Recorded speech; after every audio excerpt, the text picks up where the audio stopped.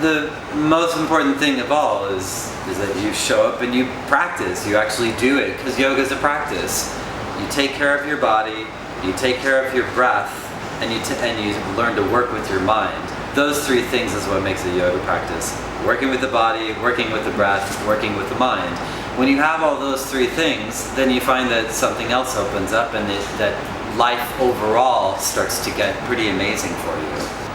Every body can do a yoga practice. It changes depending on that person. So my yoga practice and my grandfather's yoga practice are going to be very different, but every body can do a yoga practice.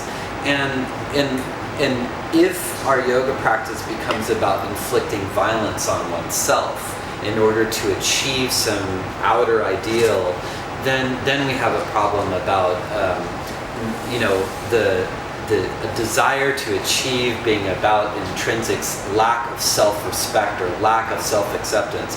Then we're just going in a loop. So how do we use our practice to become more aware of what we have? It's not about achieving a certain ideal. It is about self-care. So doing some kind of sequence where there's a balanced practice, where there's twists and standing poses and forward bends and going upside down, all those things help to distribute the energy in a certain way that the mind becomes more balanced, that the flow of energy becomes more balanced.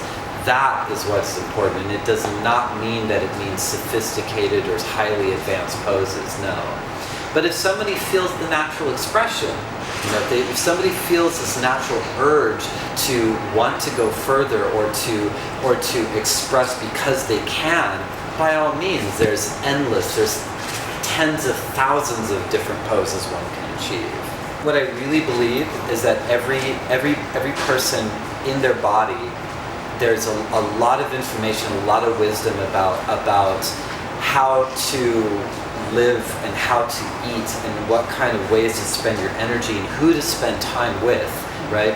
And if we can learn to listen to the language of the body, then it improves our intuition, and it can really help to shape and guide our life in a meaningful and powerful way, which leads to health and leads to balance and leads to better relationships.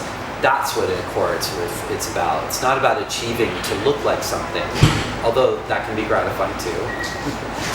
What yoga is about, yoga is a practice, right? I mean, it is an idea, but it's a practice. And in practice, there's three things that you achieve.